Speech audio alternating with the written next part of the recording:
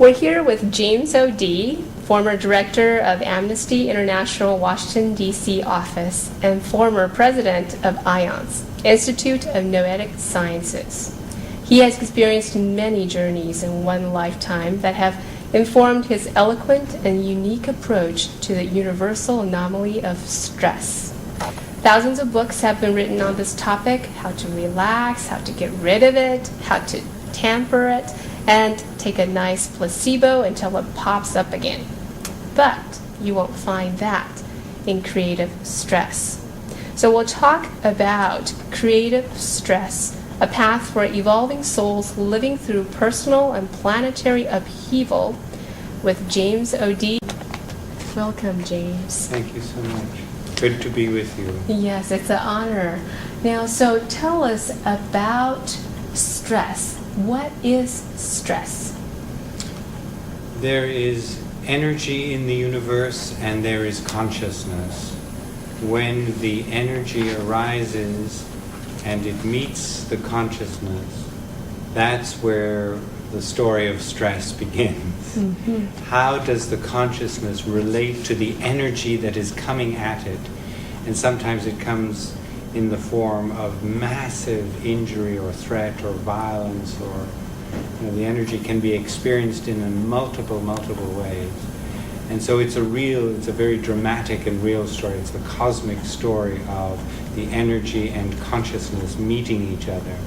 And so whatever we do to the energy to push it aside, to say, it's wrong, it's not for me, it's to be rejected, then we know in the physics of energy that the energy stays there and it says, no, I have a message for you.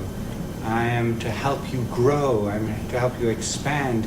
Even, and this is the most extraordinary mystery in the human story, even in the devastation of pain and agony, that energy can help lift us up to higher consciousness, to deeper compassionate states, to being more realized beings.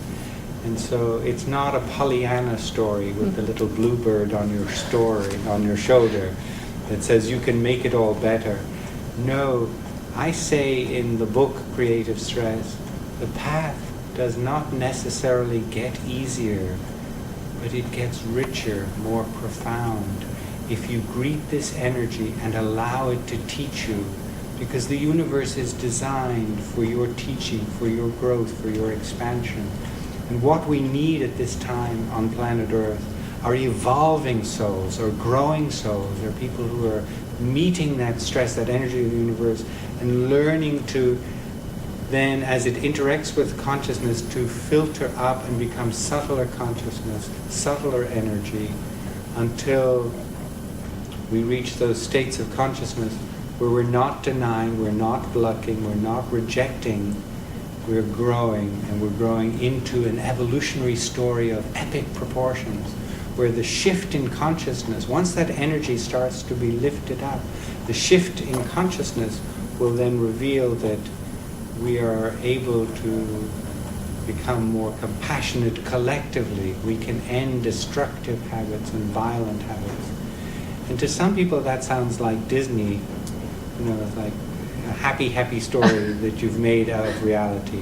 But I say no, it begins by not living in denial, by meeting that energy as your teacher. You bow to your teacher and you say, hello darkness, my old friend, you've come to visit me again, you've come to expand me, you've come to... And after a while, nothing is more important than meeting that teacher and growing, because you know that your growth is the most beautiful and blessed gift that there exists in creation. Right, so stress is actually a messenger, a teacher for us, as you emphasize, by actually just changing the term stress into energy or consciousness. You have already changed the tone of stress, haven't you?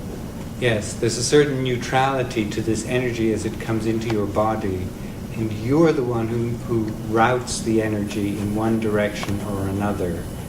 And I do make a little distinction between the energy and the consciousness. So it's, energy is often either embraced or rejected, attraction and repulsion in consciousness. When the energy is allowed to move through the consciousness without rejection, then it starts to become more subtle. It grows. The energy has its own journey into refinement and subtlety. Yes, talk a little bit about that process. How does the energy enter consciousness so that it shifts consciousness? In the first part of the book, I say there are 3 stages in working with this energy. The first is what I call the direct encounter. Unless you have a direct encounter with the energy and you witness the nature of the energy that's coming in, you say, oh, that's what humiliation is. That's what anger, look at anger, that's what anger looks like.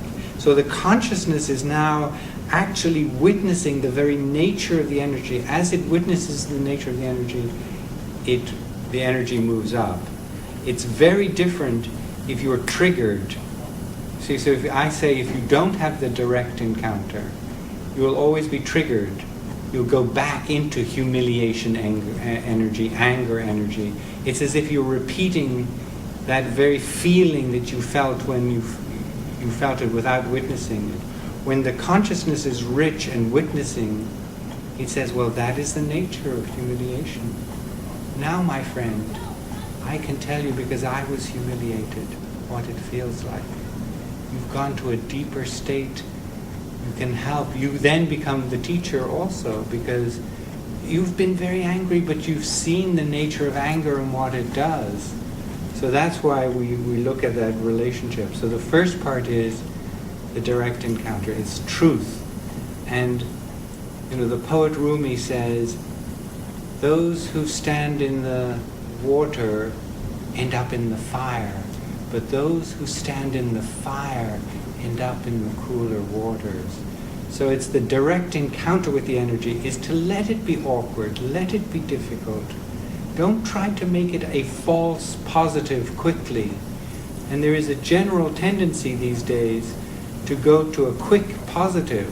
I call it a false positive, which is a negative in disguise. And I say, let the anger wash over you. Let you experience it. Even experience confusion, because confusion is like the conscience struggling to know the truth. Which way is best? What is the right approach? If you go too quickly to, I've got the answer, then it sometimes goes into that false positive domain.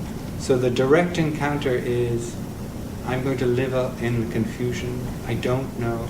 I don't know why my child has, gone into drug addiction. What is my responsibility? What is my relationship to this? Rather than what I call a knee-jerk or a push-off response, saying I'm going to stand in the fire and confusion and let that teach me. Once you do that, the universe says, well, you want a relationship based on integrity, huh? You want a relationship based on truth.